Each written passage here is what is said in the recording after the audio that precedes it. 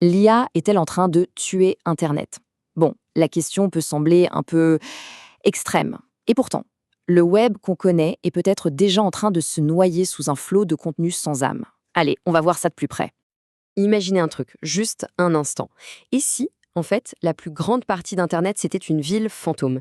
Des rues désertes, des bâtiments vides. Ça a l'air un peu fou dit comme ça, mais c'est pourtant de là que tout part. Accrochez-vous bien.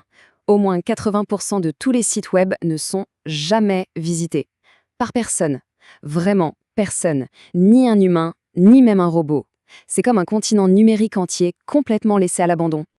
Bon, et pour les quelques sites qui, eux, reçoivent des visites, eh bien là, c'est peut-être encore pire.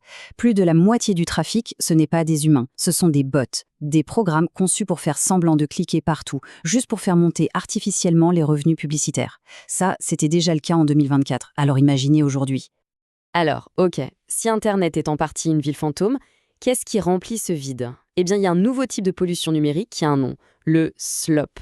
Et c'est vraiment le mot-clé pour comprendre le chaos actuel. Le slop, on pourrait traduire ça par bouillie ou soupe. En gros, c'est tout ce contenu de mauvaise qualité généré en masse par des IA.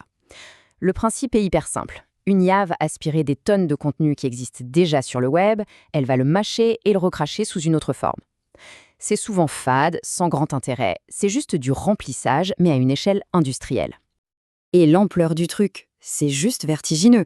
Certaines estimations disent que jusqu'à 80% de tout ce qui est publié aujourd'hui sur le web, eh bien, ça contient une part d'IA. Mais le chiffre qui fait vraiment peur, c'est celui-ci. Au moins 30% de tout ça, c'est du pur slop. On parle d'une véritable marée de médiocrité. Concrètement, ça ressemble à quoi? Pensez par exemple à ces images virales complètement dingues, du style Jésus crevette. Pourquoi ça explose? C'est bizarre, ça ne fâche personne, et surtout, ça fait réagir. Ça crée de l'engagement. Et qui dit engagement dit clics et donc revenu pub. Voilà, c'est ça le moteur du slop. Mais évidemment, ce flot de slop n'est pas sans conséquences, et la toute première victime dans cette histoire, c'est l'information. L'info, la vraie. Le journalisme professionnel se retrouve en première ligne face à une véritable armée de contenus générés par l'IA. Et là, regardez la croissance, elle est exponentielle. En à peine un an, le nombre de faux sites d'infos, des sites entièrement créés par l'IA qui se font passer pour de vrais médias, a été multiplié par 9. C'est une épidémie en fait. Une épidémie de désinformation, mais totalement automatisée. Et le pire, c'est que ces sites, ils trouvent leur public. Presque un quart de la population française est exposée à ces faux sites chaque mois. Et le plus inquiétant, ce sont les plus de 50 ans qui sont les plus touchés et donc les plus vulnérables face à cette désinformation massive. En fait, la Manos, elle arrive de 3 côtés à la fois. D'abord, il y a la propagande, la vraie, la dure. Des milliers d'articles pro-Kremlin sur la guerre en Ukraine, générés chaque jour. Ensuite, il y a ce qu'on pourrait appeler le recyclage cynique. Des médias, parfois bien établis, qui utilisent l'IA pour piller et réécrire les articles de leurs concurrents. Et enfin, la tromperie à très grande échelle. Pensez-y. Un quart des sites d'actualité les plus visibles sur Google sont en réalité des coquilles vides, gérées par des robots. C'est comme 3 facettes du même poison. Mais le problème ne s'arrête pas là, loin de là. C'est notre porte d'entrée principale sur le web qui est en train de changer du tout au tout, la recherche en ligne. Et là, la différence est radicale. Avant, c'était simple. On posait une question sur un moteur de recherche et il nous donnait des liens qui nous amenaient vers des sites, vers des créateurs de contenu. Maintenant, on pose la même question et l'IA nous sert une réponse toute prête directement sur la page. Plus besoin de cliquer, plus besoin d'aller voir ailleurs. Le créateur humain dans l'histoire, il est juste effacé l'équation. La conséquence de ça, elle est spectaculaire. Aujourd'hui, 60% des recherches en ligne se terminent sans aucun clic vers un site externe. La réponse de l'IA est devenue une sorte de cul-de-sac. Le voyage vers l'information, il s'arrête là, net. Et c'est là que tout le système s'effondre. Parce que ce nouveau modèle, il asphyxie économiquement tous ceux qui créent du contenu original. La presse, les journalistes, les blogueurs, tout le monde. La question est simple, si plus personne ne va sur leur site, comment est-ce qu'ils sont censés survivre? Donc on a cette double attaque. D'un côté, une marée de slop, et de l'autre, l'asphyxie des créateurs. Tout ça, ça dessine un avenir assez inquiétant pour Internet.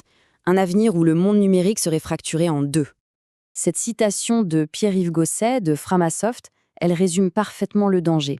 On irait tout droit vers un Internet à 2 vitesses.